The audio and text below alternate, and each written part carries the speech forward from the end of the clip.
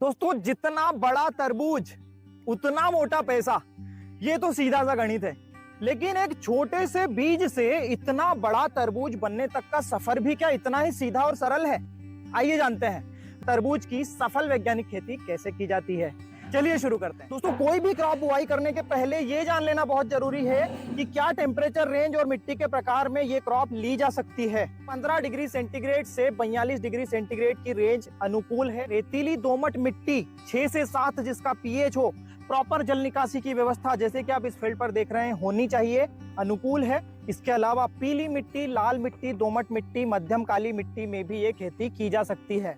अवधि की बात करें तो 2 से 2.5 महीने की अवधि में आती है। ये डिपेंड करता है कि आप बुआई कब कर रहे हैं। बुआई के सटीक समय की अगर बात करें तो फरवरी का महीना अनुकूल है इस क्रॉप की बुआई के लिए।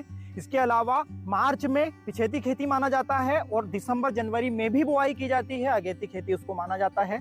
इसके अलावा ऑफ सीजन खेती भी की जाती है इस क्रॉप की मई जून में, सितंबर अक्टूबर में। ये दोस्तों जो आउटपुट आप देख रहे हैं और ये शानदार जो सेटिंग देख रहे हैं, ये अक्टूबर की बुआई है और अभी ये दिसंबर में ये इसका आउटपुट भी निकल गया है। दोस्तों एक और अहम बिंदु है जिसको ध्यान में रखकर तरबूज की बुआई की जा सकती है। रमजान महीने की स्टार्टिंग जब से होती है उसके 2.5 महीने पहले अगर आप ये क्रॉप लगाते हैं तो मैक्सिमम प्रॉफिट आपको मिल सकता है। तरबूज के लिए खेत की तैयारी किस प्रकार से करें? सबसे पहले गहरी जुताई प्लाऊ से करवाएं या फिर 5 टाइन वाले कल्टीवेटर से डबल जुताई करवाएं, डबल रोटावेटर करवाएं। उसके बाद इस प्रकार से रेज्ड बेड बनाएं। बेड से बेड की दूरी 5 फीट रखें। पौधे से पौधे की दूरी 1.25 से 1.5 फीट तक रख सकते हैं। एक ड्रिपर पर यहाँ पर आप देखिए 2 पौधे लगे हुए हैं। एक ड्रिपर पर अगर आप एक पौधा लगाते हैं तो एवरेज साइज 4 किलो तक का मिल सकता है। 2 लगे हुए हैं इसलिए एवरेज साइज जो है 2 से 3 किलो का यहाँ पर है।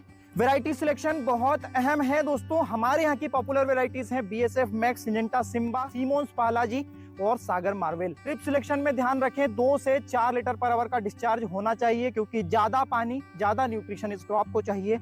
मल्चिंग पेपर 18 से 21 माइक्रोन तक का चल जाएगा क्योंकि कम ड्यूरेशन की ये क्रॉप है। मल्चिंग लगाने के पहले बेसल डोज डालें बेड्स पर। 5 ट्राली गोबर खाद, 1 बोरी डीएपी, 2 बोरी एसएसपी, 1 बोरी potash, 25 kilo micronutrient, 10 kilo sulphur bentonite और 500 ग्राम ह्यूमिक एसिड 1 एकड़ के लिए इतनी मात्रा बेसल डोज में आपको देनी चाहिए। मुख्य रोगों की अगर बात करें इस क्रॉप की तो सबसे भयानक रोग है बेल फटने वाली समस्या और फल फटने वाली समस्या। बेल फटने वाली समस्या या फिर गमी स्टेम ब्लाइट, टेब्यूकोनाजोल की मात्रा आप समय समय पर देते रहें। साथ में वेलिडामाइसिन एंटीबायोटिक समय समय पर अगर देते रहेंगे तो ये मैनेज रहती है। फल फटने वाली समस्या के लिए आप बोरॉन और कैल्शियम दोनों साथ में देते रहें। दोस्तों इतना कुछ करने के बाद में इस क्रॉप से हमको क्या मिल पाता है? 1 एकड़ से 300 क्विंटल का एवरेज प्रोडक्शन, 7 रुपए के एवरेज रेट से 2,10,000 की होती है और 55% कम से कम इसकी लागत आती है। मतलब 1 लाख रुपए का नेट प्रॉफिट ये क्रॉप आपको दे सकती है। दोस्तों एपिसोड अगर आपको पसंद आया हो तो अपना वैल्यूएबल फीडबैक जरूर दीजिए। वीडियो को लाइक और ज्यादा से ज्यादा शेयर करिएगा। धन्यवाद।